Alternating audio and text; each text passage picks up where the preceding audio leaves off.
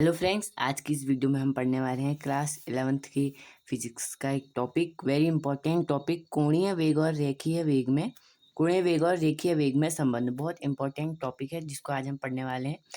तो इसमें क्या होता है, मान मान लिया कोई कण वृत्तीय पथ पर गति कर रहा है। ये वृत्त तो नहीं बना, फिर भी मान लिया है कोई कण वृत्तीय पथ पर गति कर रहा है, तो जिसकी त्रिज्या r है, ठीक है, जिसकी जो त्रिज्या है ये r है।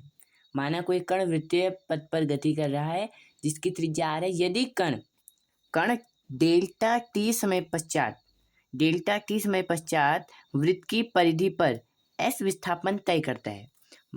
यदि कोई कण वृत्ताकार मार्ग पर गति कर रहा है जिसकी त्रिज्या r है, माना वो कण डेल्टा टी समय पश्चात उसकी वृत्त की परिधि पर s विस्थापन तय करता है, तो कण का कोणीय वेग क्या होगा। कोणीय वेग, कोण का हमको वेग निकालना है, तो कोणीय वेग निकालेंगे तो डेल्टा थीटा, कोणीय वेग निकालना है तो हम कोण है तो डेल्टा थीटा बराबर डेल्टा एस अपॉन आर।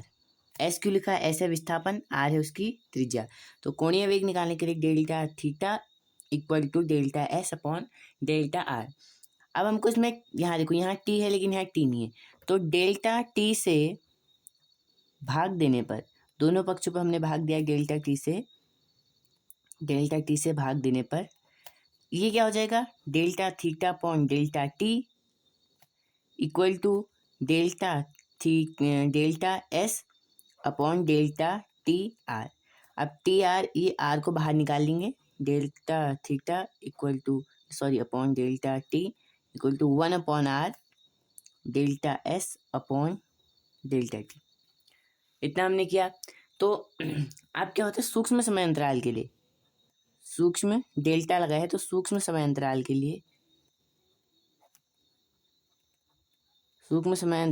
लिए आगे को लिख लेंगे, सूक्ष्म समय अंतराल के लिमिट डेल्टा थीटा 0।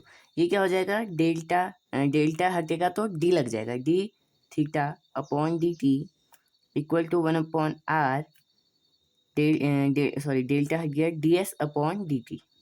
ये हमारा हो जाएगा। अब यहाँ से एक फॉर्मूला निकलता है कि ये है ना D theta upon D T, ये D theta upon D T ये होता है ओमेगा।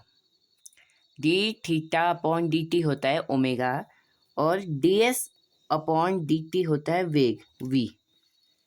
तो बस मान रख देंगे, इसका मान ओमेगा रखेंगे, इसका मान भी रखेंगे, तो क्या हो जाएगा, omega equal to 1 upon R V, या इसको हम लिख सकते हैं omega equal to V upon are.